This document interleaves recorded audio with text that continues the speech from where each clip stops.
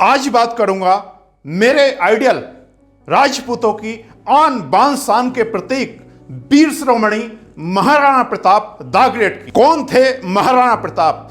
भारत मां का एक ऐसा निडर, महाप्रतापी, महापराक्रमी, साहसी सपूत जिसने जंगलों में रहना तो पसंद किया लेकिन मुगलों की अधीनता पसंद नहीं की। हमें अकबर द ग्रेट तो पढ़ा दिया गया लेकिन महाराणा प्रताप द ग्रेट नहीं पढ़ाया गया। देश की राजधानी दिल्ली में अकबर रोड बना दी गई, औरंगजेब रोड बना दी गई, लेकिन महाराणा प्रताप रोड नहीं बनाई गई। यदि आपके अंदर महाराणा प्रताप के लिए सम्मान है तो इस वीडियो को ध्यान से पूरा जरूर देखना।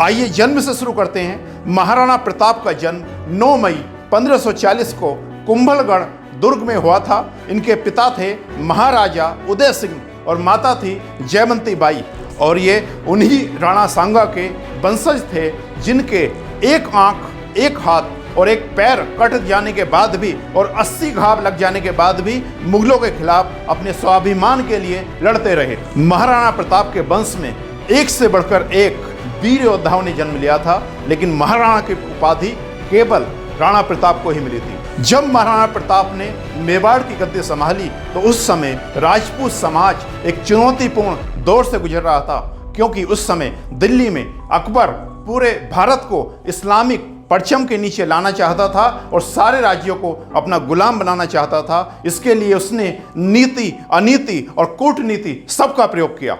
एक एक करके अकबर अधिकांश राजपूत राजाओं को अपने साथ मिला चुका था, क्योंकि उसकी नीति ये थी कि पहले कुछ राजपूतों को अपने से मिला लो और जो बच जाएं उनको इनके साथ मिलके मार डालो। यही इस देश का दुर्भाग्य रहा है, जहां इस देश ने एक से बढ़कर एक वीर सपूतों को जन्म दिया है, वहीं पर इस देश में कुछ ऐसे लोग रहे हैं जिन्होंने मातृभूमि से गद्दारी की है और अपने मान स्वाभिमान का भी सौदा किया है। उन्होंने जिस थाली में खाया उसी में छेद किया और अपने कुल, धर्म और जाति सबको कलंकित किया। इतिहास उठाकर देख लेना, हमारा देश कई सौ साल तक गुलाम रहा है और इसका कारण रहे हैं इस देश के गद्दार, जो कल भी थे और आज भी हैं। 326 बीसी में जब सिकंदर भारत आया तो महाराज आम्बी ने पोरस को धोखा देकर उससे संधि कर ली और पोरस हार गए। मोहम्मद गोरी कभी पृथ्वीराज चौहान को हरा नहीं पाता अगर जयचंद ने इस देश के साथ गद्दारी ना की होती। मुगल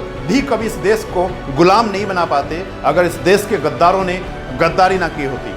और अंग्रेजों ने भी इस देश में अपने पैर इसीलिए पसारे क्योंकि इस देश के कई गद्दारों ने उनका वेलकम किया था। कुछ गद्दार तो ऐसे भी थे इस देश में जिन्होंने अपने कुल की मान मर्यादा और अपने पूर्वजों का सम्मान भुलाकर अकबर के साथ अपनी बहन बेटियों का विवाह भी किया। राजपूत तो वो है जो अपने मान सम्मान के लिए जिए और उसी के लिए मर भी जाए। उस राजपूत का मर जाना ही अच्छा जो खुददार नहीं, मातृभूमि पर संकट आए और महाराणा प्रताप चुप रह जाए, वो ऐसा गद्दार नहीं। दो तरह की मानसिकता इस देश में हमेशा रही है।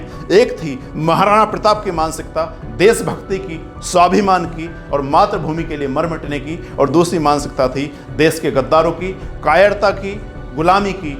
और हमको तो अपनों ने लूटा, गैरों में कहाँ दम था, हमारी कश्ती हमेशा वहां डूबी जहां पानी बहुत कम था। जिस मान सिंह को मातृभूमि की रक्षा के लिए साथ देना चाहिए था महाराणा प्रताप का, उस मान सिंह ने साथ दिया मुगल अकबर का, और अकबर ने मान सिंह को एक प्रस्ताव लेकर महाराणा प्रताप के पास भेजा।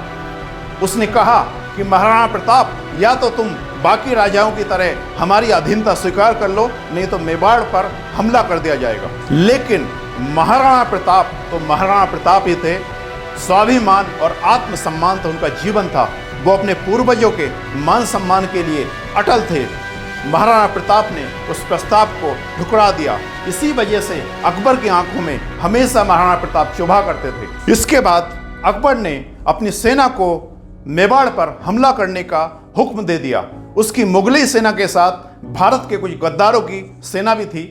अकबर की सेना टिड्डी दल की तरह मेवाड़ की ओर बढ़ने लगी। 30 मई 1576 को हल्दी घाटी का ऐतिहासिक युद्ध महाराणा प्रताप और अकबर की सेना के बीच हुआ। अकबर की सेना में 80,000 से ज्यादा सैनिक थे और महाराणा प्रताप की सेना में मात्र 15,000 सैनिक थे। और अकबर ने इस युद्ध में तोपों और बंदूकों का भी प्रयोग किया था। अकबर की ताकत महाराणा प्रताप से कई गुना ज्यादा थी।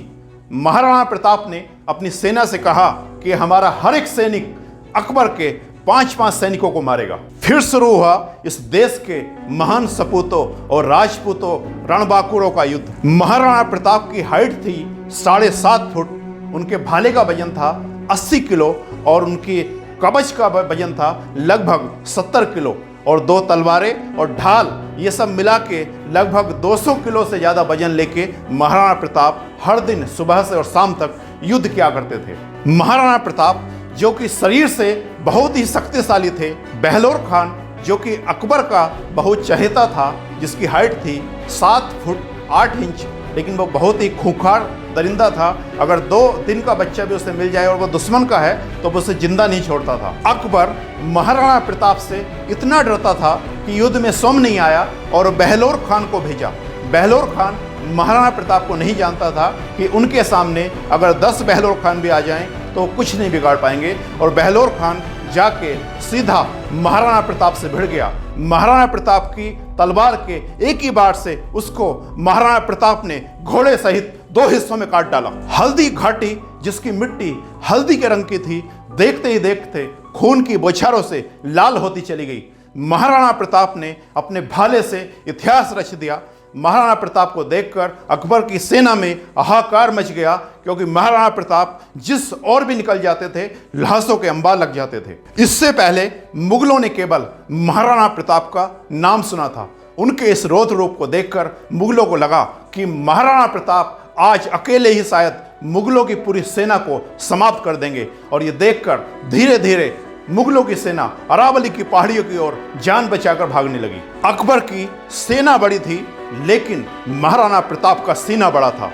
अकबर अपनी सेना के दम पर युद्ध करता था, लेकिन महाराणा प्रताप अपने सीने के दम पर युद्ध करते थे। अकबर की कायरता का सबसे बड़ा सबूत यह है कि इतना डरता था अकबर महाराणा प्रताप से कि पूरे जीवन कभी किसी युद्ध में उनके सामने नहीं आया, क्योंकि अकबर की हाइट कम थी। जानता था अगर मैं महाराणा प्रताप के सामने चला गया तो तलवार के एक ही बार से 2 हिस्सों में घोड़े और हाथी सहित काट डालेंगे।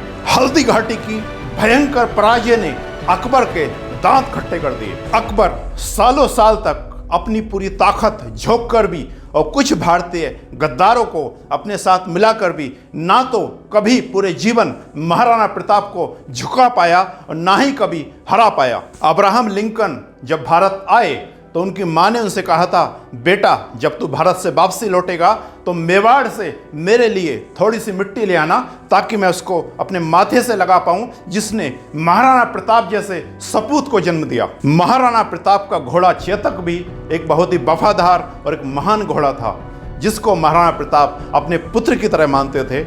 इस चेतक पर बहुत सारी कविताएं लिखी जा चुकी हैं। शायद एक आपने सुनी भी होगी कि रणबीच चौकड़ी भर भर कर चेतक बन गया निराला था, महाराणा प्रताप के घोड़े से पड़ गया हवा का पाला था। महाराणा प्रताप की मानसिकता वाले लोगों को मेरा सत सत नमन, जिनको महाराणा प्रताप पर और अपने गौरवशाली इतिहास पर गर्व है। और गद्दारों की मानसिकता वाले लोगों के लिए मेरा संदेश ये है कि अगर उनको मुगलों की क्रूरता नजर नहीं आती तो चित्तौड़गढ़ जाइए और वहाँ पर देखिए जाकर वो जौहर कुंड जो आज भी हैं, जहाँ पर भारत की राजपूतानियों ने, छत्राणियों ने अपने मान सम्मान के लिए, अपने गौरव के लिए अपने आप को जलती हुई अग्नि में समाहित कर दिया, लेकिन किसी मुगल को अपने आप को छूने नहीं दिया और अपने पूर्वजों के नाम और सम्मान को कलंकित नहीं होने दिया। आज भी इस देश के गद्दार ही इस देश के लिए सबसे बड़ा खतरा है, जो अपने कुल, धर्म और इस मातृभूमि के प्रति अपने कर्तव्य को भूल चुके हैं। क्योंकि यदि किसी को हिंदू होने पर गर्व नहीं है, राजपूत होकर महाराणा प्रताप जैसे वीर शिरोमणि पर गर्व नहीं है, तो ऐसे लोग अपने कुल और धर्म के नाम पर कलंक से कम नहीं है। सिकंदर से लेकर अंग्रेजों तक आज तक किसी भी आक्रमणकारी ने हमसे सीधे टक्कर नहीं ली। हमको जब भी निशाना बनाया गया, किसी ना किसी गद्दार के कंधे से ही निशाना बनाया गया, क्योंकि वो जानते हैं कि भारत के शूरवीर अगर हम इनसे सीधे टकराएंगे तो ये हमको मिट्टी में मिला देंगे। इस देश के गद्दारों की गद्दारी की सजा इस देश के वीर सपूतों ने हजारों बार अपने प्राण देकर चुकाई है। इनके लिए अगर देश फिर से गुलाम हो जाए तो कोई बड़ी बात नहीं है। ये आपको देश विरोधियों की क्वालिटीज गिनवाएंगे और देशभक्तों की कमियां गिनवाएंगे, ताकि आप भी देशभक्तों का समर्थन छोड़ के देशद्रोहियों के समर्थन में आ जाएं। हमारे लिए आदि मानव से लेकर आज के मानव तक के इतिहास को रटने से ज़्यादा महत्वपूर्ण यह है कि हम अपने वीर शहीदों के बलिदानी इतिहास और राजपूतों के बलिदानी इतिहास पर गर्व महसूस करें। यदि किसी ने पूरी मानव सभ्यता का इतिहास रट भी लिया लेकिन उसको हिंदू होकर अपने हिंदू होने पर गर्व नहीं है और राजपूत होकर महाराणा प्रताप पर गर्व नहीं है, तो मेरे हिसाब से उसका जीवन निरर्थक है और उसको हिंदू कहलाने का कोई हक नहीं है। और अंत में आप लोगों से मेरा एक ही निवेदन है, इस वीडियो को जितना हो सके हर व्हाट्सएप ग्रुप में अपने हर कॉन्टैक्ट नंबर पर फैला दीजिए, ताकि लोग महाराणा प्रताप द ग्रेट को सही से जान पाएं और अपने हिंदू धर्म और राजपूताना इतिहास पर गर्व कर पाएं। नहीं तो गद्दारों की मानसिकता वाले लोग हमको और हमारी आने वाली पीढ़ियों को अकबर द ग्रेट ही पढ़ाते रहेंगे। और दोस्तों, मेरा यहाँ तक साथ देने के लिए, इस वीडियो को पूरा देखने के लिए, अपना बहुमूल्य समय देने के लिए आपको मेरी ओर से दिल की गहराइयों से बहुत बहुत धन्यवाद।